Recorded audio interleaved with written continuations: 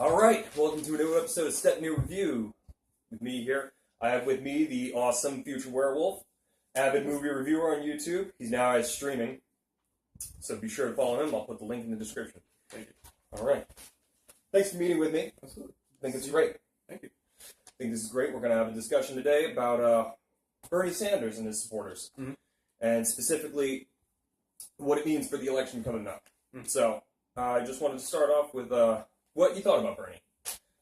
Well, when it first came out, I actually supported Bernie. He has lots of good ideas in theory, but I'm not sure practically how much they can be applied. You know, a lot of things like the free college that he offers or free local colleges that he offers is something that would be paid for with a 90% tax on your income, which sounds like it might work. It works for places like Sweden, you know, a lot of the European countries that instituted it. But in theory, let's say someone puts in that system, it's going to make a cultural shock, and it's going to affect a lot of other parts of the economy and life in general. And not to mention, once that system is in place, even if Bernie did do a good job with that system in place, in 4 years there's going to be someone else in control of that system, and now they have complete control over the tax. That's right. Also, with so many people having more degrees and everything like that, it might actually downplay the actual effectiveness of having a degree, making a college degree, as people have said, more like a high school degree. Right. Which we're already seeing that now a lot. Yes, we are. A lot of people say an associate's degree is equal to what used to be a college degree. That's right, and people are worried about that kind of thing. I'm sorry, I said college degree, actually meant a high school diploma. Yeah, no worries. Okay, so basically that brings me on to my next topic. Do you think that could be the main reason why he had such a following with the young crowd, specifically the youth? Oh yeah, absolutely. You know, first of all, you tell specifically young people that you're getting something for free. Who doesn't love free stuff? I know I do. Yeah, exactly. But you got to realize that nothing in life is free. It's getting paid for somehow. And in that case, like, the college would be paid for through a tax increase.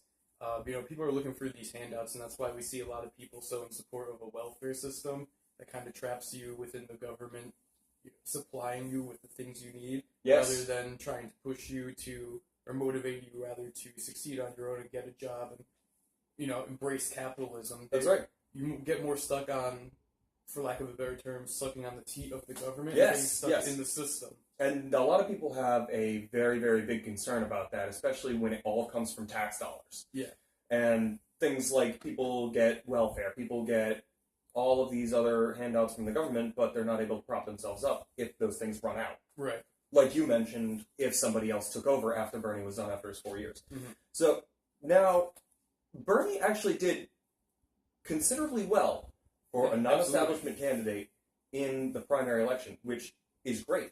He was able to raise a lot of money, and he was able to take on the Clinton Foundation.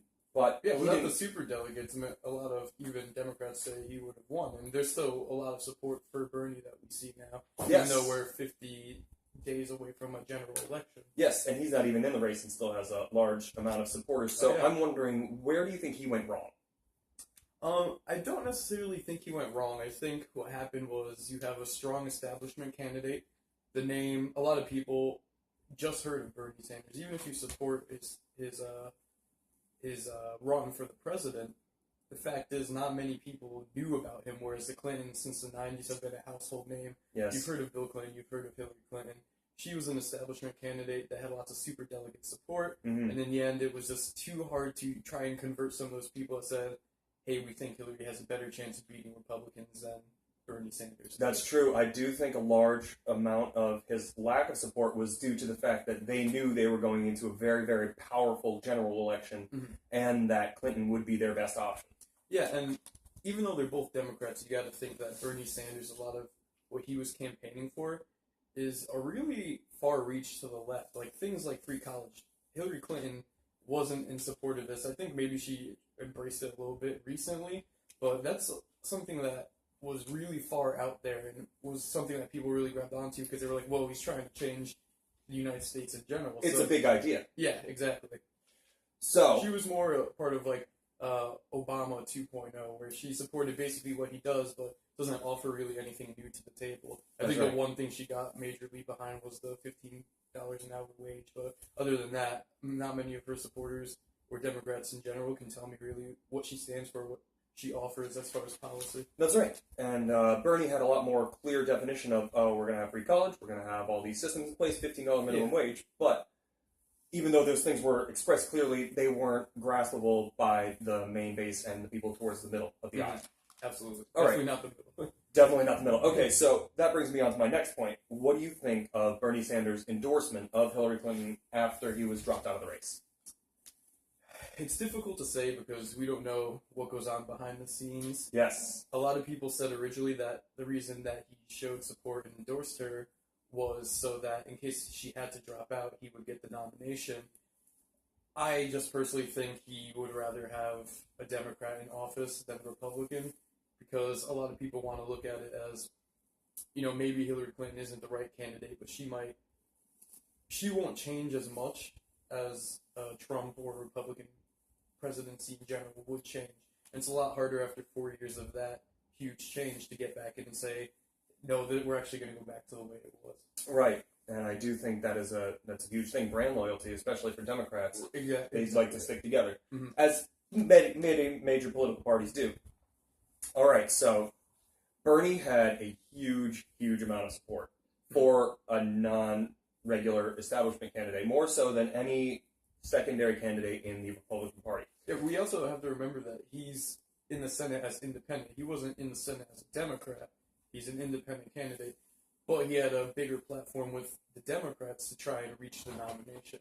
That's right. He was able to get a whole bunch of supporters where the Clintons normally wouldn't. So his endorsement was definitely reigning for her. But a lot of people do not trust Hillary Clinton, especially Bernie Sanders supporters, because they feel a bit jaded towards the primary election where they feel he might have gotten a little bit screwed. Yeah, we see, personally I've seen a lot of the Bernie supporters go to Trump because they feel backstabbed by an endorsement towards the establishment, something that they were promised was going to change, even if slightly. Now we're just getting 4 more years of the same old. That's right. And so now it brings me to my final and probably most important talking point of the entire show. Where are his supporters going and why? Yeah, I thought about this earlier in the day. For me, it's probably not that big of a gap to where they're going. I think you see probably 60% go, and it's like you said, the brand support or the labeling support. I think when someone identifies as Democrat, even though it's harder for them to switch to someone like Trump. First of all, because he's an outsider, he's politically incorrect, so they feel like, they always call him Islamophobic or homophobic or racist. So it's a lot harder for them. Yeah, it's a lot harder for them to switch over to Republican. But I do think a good 40% of them, because we had the Bernie Bros movement and all that, and even during the Democratic convention, we saw a lot of infighting. We saw the That's right. The booing when people endorsed Hillary or when she was speaking. So there was a lot of mix. There was a lot of debate still. So I think about 40% probably switched over. 60% went to Hillary, and then somewhere in between, less than 10% is either with the Green Party or with Gary Johnson. Probably more towards Johnson, actually. I'd actually have to say that a lot of Bernie supporters are probably in favor of Gary Johnson because of his